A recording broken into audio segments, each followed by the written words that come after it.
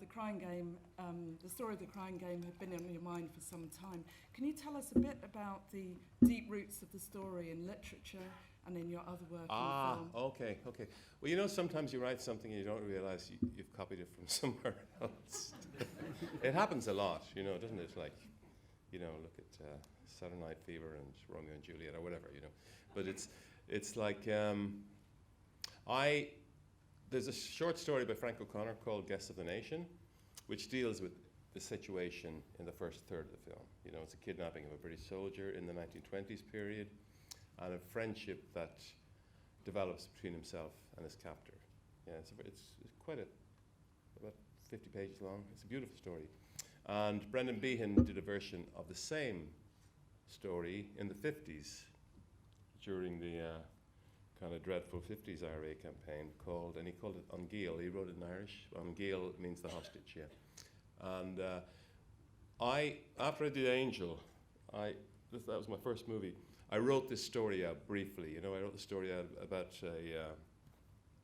an IRA activist who the kidnapping of a black British soldier, and the kind of counterpoint between, you know, all the ironies of imagined oppression and stuff like that, you know, and what on earth was a kind of a political activist doing, you know, holding a black guy hostage in a South Armagh farmhouse, and, you know, all of that sort of stuff. And, you know, it was a dialogue about politics and history and all that sort of stuff.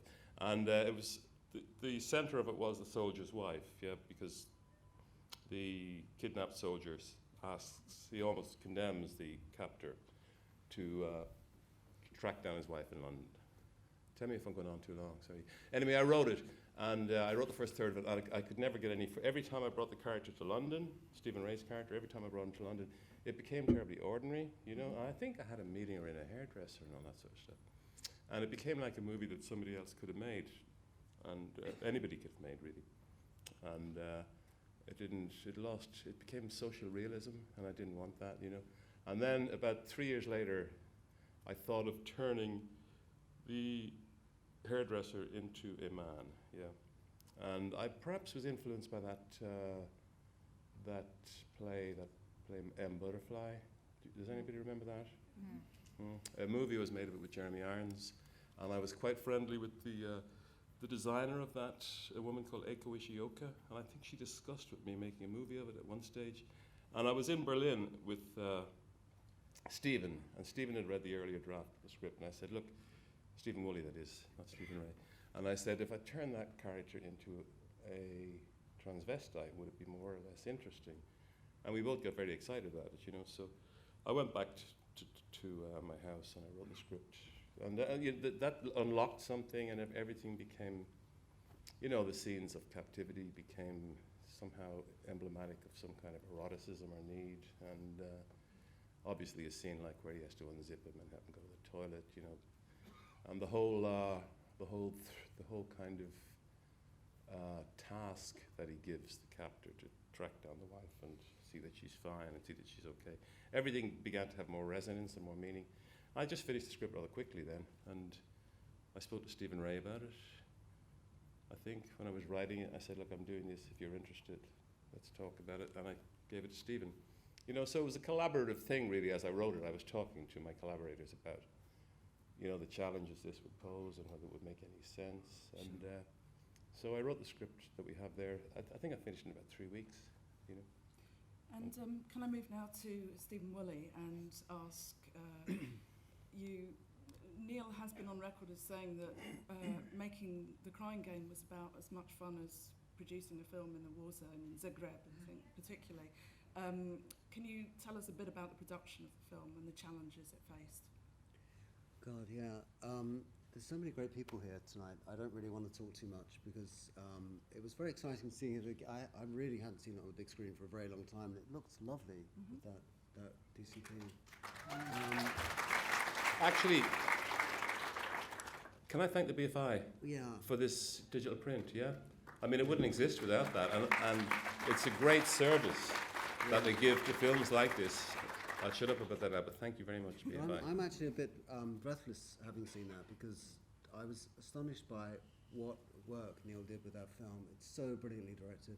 And I think at the time of making this film, it was such a, my memory of it has always been, I can actually still, some of the nightmares flash back while I'm watching it. But even so, I've never really sat and watched it so objectively, and watching it tonight with an audience and without the pressures that we've previously had.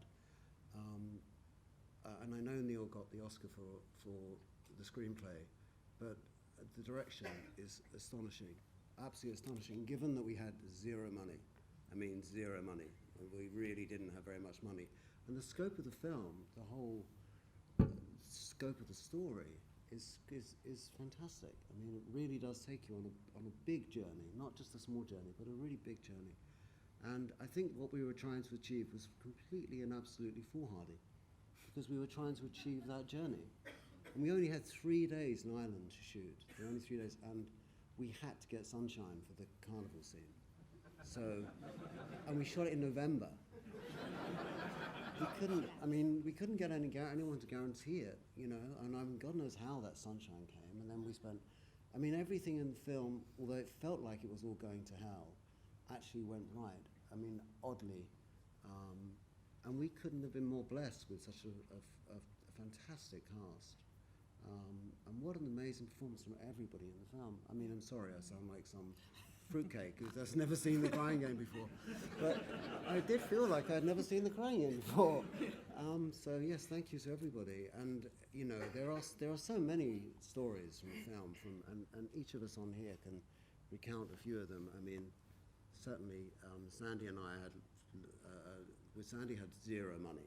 I mean, zero money. Maybe we could move now to Sandy, actually, and ask her to talk about what it's like to make a film with the themes of transformation with no budget. You'd worked with Derek Jarman yeah, earlier. so I was used to low budgets, for sure.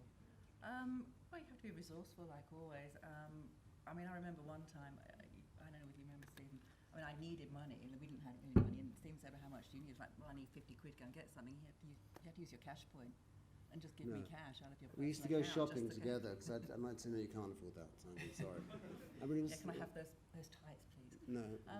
But also, believe it or not, back then Jay and I were the same size, and Jay actually wears quite a few outfits that belong to me. And that's what I did. I did my clothes in there, and I had to beg, borrow, and steal from my friends. So maybe now's a good time to talk about, Jay, how you came onto the production and where you were discovered. So I was at a party. I was like on the periphery of film. I'd worked as a film runner.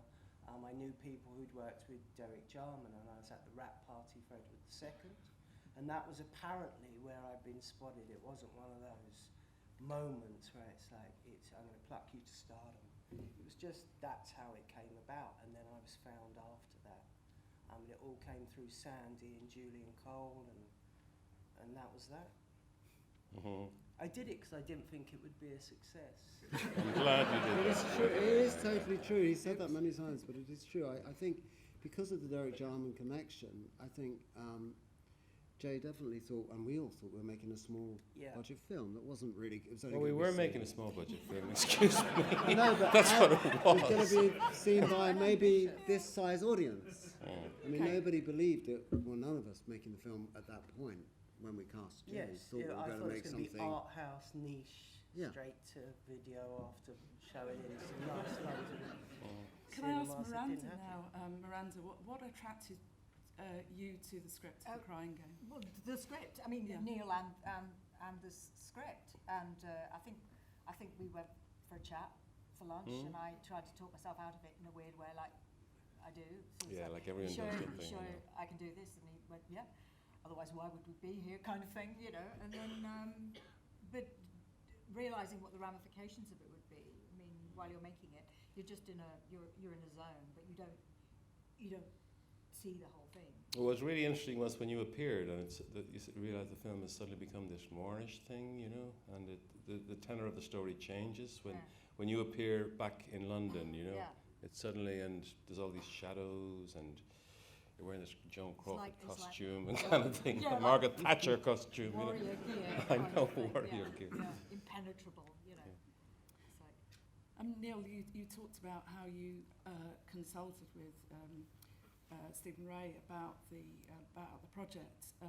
Stephen, can I ask you, do you feel like Neil's alter ego? No. No. No, but I must say, looking at that film tonight, I didn't feel it at the time, obviously, but I think it's a masterpiece, you know. And at the time we were so caught up in doing it, and because the Troubles were still on, and because there was a lot of stuff made about the surprise, you know, and all of that really doesn't mean anything. It's a huge film, I think, you know, because it's about everything, really. Thank you. Yeah. Thank you, Stephen. But I mean, can I just say, I mean, there's several. When I wrote Angel, I had Stephen in mind for that for some reason because I saw him in the theatre, and I did speak to you about that, didn't I? Yeah. And we had done several other things. Stephen did some work in Company Wolves, and when I was writing this part, I did. I think we spoke quite a bit, didn't we, on the phone, Stephen? You know, about whether a character from that background, you know, from the north of Ireland, South Armagh, committed volunteer, a bloody killer, basically, you know, could make that journey. And, you know, there was I showed you bits of it as I was writing it, didn't I? As far as I remember. Yeah. Stephen was so integral to the film. His agent, Jeanette, would call me because it was after that Berlin conversation at 4 a.m, and we were in a club in Berlin after the screening of The Miracle, and The Miracle had won a couple of awards, and Neil and I were quite excited. Neil told me his idea of how to update his original story, and I was very excited and said, we'll make it this year, we'll make it in the summer, you know. And of course, as he said, he wrote it in 3 weeks, and he delivered the script to me. And then it was impossible to find anyone who would give us money. It was just impossible. This idea, which I thought was a genius idea, was just batted back by all the people that usually finance our films. But of course, we committed to it and committed Stephen to it, and his agent would call me and say, so you're going to make it in September or October, whenever, and I'd say, no, I'm doing my best, I think we're almost there, and okay, because Stephen's got a theatre thing coming up, but I'm going to turn it down. Boom, the phone would go down. And that guilt would sit with me the whole day, and I think, and then she would ring a few more days later, and there's another movie has been offered, but you're definitely going to make it this year, aren't you? I go, yeah, and before I could say, but there are problems, she put the phone down. And so every time I thought, Stephen, oh no, I just was like, that was a nightmare, because I knew that it was completely integral to that. No, but it's one of those things, because I think the cast were committed and we got to the point of almost shooting a few times, and it had to be deferred and deferred, but that kind of commitment then increases, you know. So by the time we got to shoot the movie, the cast were so committed to doing it that it was like almost a sense of release in a way, you know. I think. The film came out in the UK soon after the bankruptcy of Palace. It was released by Mayfair in the UK. The reviews were fairly mixed. There were some good reviews, some poor reviews, mostly kind of in the middle. But it was when the film was released in America that I think it's fair to say the explosion happened of interest in this particular film. Can I ask collectively, the cast and crew, did you know that was going to happen? No, but Neil did. I did, I thought so, yeah. You always think, you know, you make like a tiny little movie, you always think everyone in the world's going to watch it, otherwise you wouldn't make it, you know, and I thought we deserved to be seen, you know, and I can understand why when it was released in Britain it didn't take off like a rocket, because it was still a very disturbing fact, you know, the fact of political violence, and there were, you know, the memories of bloody Birmingham and IRA bombs and all that were still very raw and the idea of accepting a character like the character he played and seeing a human being there, you know, was offensive, not only to English people, to a lot of Irish people as well, you know. But it was, I think when it was shown in America, people could see it. The political background was just a background, you know, it could well have been Los Angeles in the 40s or the Battle of Algiers or something like that, you know, and they saw the gender issues much more you know, they got much more thrilled by those in a way. You So, know, but they could see- mainstream America really took this film to that Yeah, heart. it was. No, I don't think any of us saw that. I think we all felt confident the film had an opportunity in America, because when we started to show it to some distributors when it was called The Soldier's Wife, because remember, the film wasn't called The Crying Game until the very last minute, and so we were showing it to a few distributors as The Soldier's Wife, and their interest was it was interesting to there were lots of people that couldn't take it on from the studios, but they really liked it and they were very curious about it, and there seemed to be a far more interested than the UK end. And we also had some European money in the film. The way the film was financed was with European money, some Japanese money, and some Dutch money, as a Dutch bank. There was very little money from the UK and no money from America, so we were a bit on our own with the film. But there was this interest from America, and I think that the American, as Neil said, they didn't see the film in the same way as people here saw it. But I did think the film would do well in America, but not 50 or 60 or 70 million. I mean, it was a phenomenon. So Jay thought nobody would see the film. You, Neil, thought everybody would see it. But, you know, I'm kind of worrying about whether or not 25 years later, whether or not this could happen again, whether or not America, in the administration that it has at the moment under Trump, whether or not this could happen again, or whether or not it's become a much more conservative place than it was before. I think it could happen again, simply because there are always intelligent and interesting people in any society, and it would appeal to them regardless of a president. So that's that.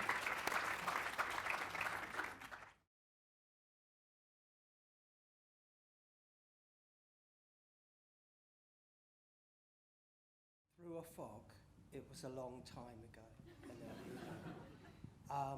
I have to say, it's a negative. Back then, I didn't believe that there were enough roles for black people. And then when you had openly gay black people, it was the double whammy. So I thought I would be scrambling for the crumbs, and it's hard to live on crumbs. So I don't believe there was a career for me. And that's fine, because my life is good, so it is what it is.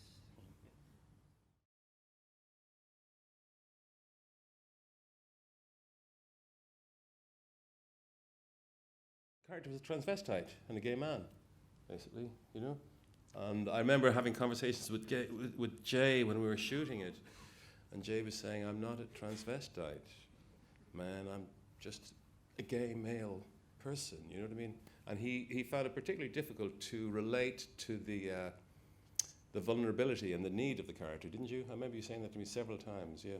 Yeah, I didn't This- really get it. I this don't kind of get the attachment thing, yeah. vulnerable very Huh? much, because the vulnerable get taken advantage of. So that isn't my experience. Yeah. Personal level. Yeah. But I always thought that. I didn't think Dill was a pre-op transsexual. I kind of thought she was a bit on the make and a bit lost. Yeah, she's not a transsexual or pre-op Yeah. kind of thing. The way the kid who sang Whitelisted Over was, you know.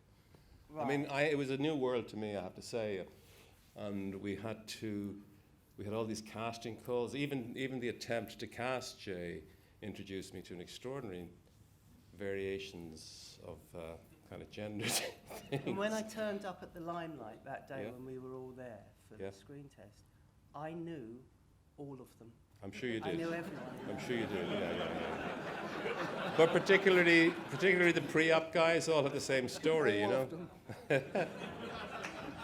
I mean, they'd all tell a story about falling in love with the guy not knowing they were about to have an operation, or they were taking, you know, pills and all that sort of stuff to, you know, change the grow breasts and all that sort of stuff. Yes. And the guy would find out that actually what's going on, and the guy would say, "Oh, that's fine." It seemed to be the same response generally, but it was interesting. It seems to me that The Crying Game is one of these films that seems so right when you see it now, that it's actually hard to think that when you were producing the film, there were casting questions, I think, throughout the production around Forrest Whitaker, being cast as an American instead of a black British actor being cast into that role, and not just that people... Well, no, the worst was the casting of Jay, actually, because several distributors or several financiers said, we'll back this movie if you cast a woman. Cast a woman. And I'm saying, well, what on earth are you saying that for? You cast a woman, Yeah. they'd say, well, you pretend, the woman pretends to be, use a male body in that scene or something. And I just said, it's not worth making the film if that's the case, you know? And we had a It's very like- serious company who said that they would make the film if we cast a woman and maybe we could get some prosthetics to make reveal work. But So I mean that was serious, and I think the film could be made again. I mean I really feel that it's actually the time to be made again in a sense, or films like this. But yeah, I mean there were huge problems with the screenplay, because I think it was also not just the fact that it was the character reveal or the sex reveal, but also the fact that it was an interracial relationship. That was big in America. That was initially a big problem with the screenplay. That was, you know. But with regard to Forrest, I'm sure the people who objected to my casting of an American, I'm sure there was a justice to that objection, you know, because I cast Forrest because I liked him as an actor. It was as simple as that, you know. But I also read that there was an objection to the casting of Miranda, that an Irish actress... Oh, should very, have been very much so, cast. there was. No, with regard to Miranda's part, the accusation in Ireland was that the women were masculinized, is that a word, is it? And the men were Yes, very feminized, much. you know, that kind of thing, and it was all that sort of stuff. But it's that kind of movie that just gives rise to argument, you know, and you have to accept that people will give out to you, don't you? You do. A bit. And I yeah. wasn't aware of it. You kept me out of that, I think. Yeah.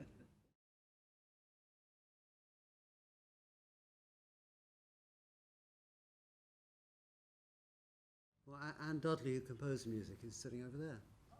So, hi, Anne. Hi, Anne. I've just seen another film that Anne's composed the music for, Elle, which is also a terrific score. We were very, very lucky to have her to compose the music. We had no money for the bar scenes, and so a lot of that music was borrowed from Neil Tennant and Chris, who from the Pet Shop Boys actually lent us lots of different bits of music that hadn't been released before, so that made up the background music. And at the end, we were worried about the title, Soldier's Wife. Neil was very nervous about the title because it suggested that there might be conflict and army and war. No, I just didn't want the title. I wanted to call it The Crying Game, I'm sorry, you know. And so we changed it to The Crying Game at the end. And so the change of The Crying Game meant that we could record a track. So we used Boy George to work with Neil and Chris from the Pet Shop Boys. And I just happened to have done another film with Neil and Chris. Who did the version that you sang, Jay, or that you mimed to? Who did that version? That was Anne and me somewhere in Islington. It's bloody great, Anne. Yeah. I didn't. It's not really me singing, great. obviously. What's that? It's not me singing. Yeah, but yeah, We, no, yeah. yeah. So there's 3 versions of the song in the movie. There's the Pet Shop Boys, the Boy George one, the Dave Berry one, and there's this mysterious one. Okay.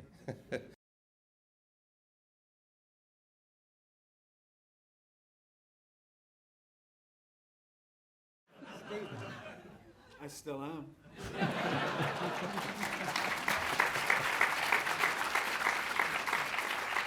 It's a good answer. No, we're talking about red-blooded Irishmen refused to believe that it was a male. They just wouldn't accept it. And one guy said to me, because there's a credit for prosthetics and the title said, no, prosthetics. It was a prosthetic penis, wasn't it? You know, they just couldn't accept it. I'll tell you who was in love with him at the Oscar ceremony. Gene Hackman. Trust me. He was very sweet.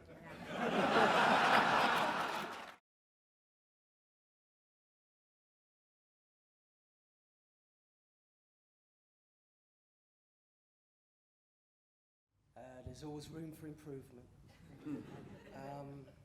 But I think Britain and America are very different in regards to how we view ethnic minorities. For some reason, I feel that we are more integrated in the United Kingdom. it's more common to walk into a restaurant and a bar and see groups of mixed people. When I first started going to America and then lived there, it was really quite glaringly different. I don't know why.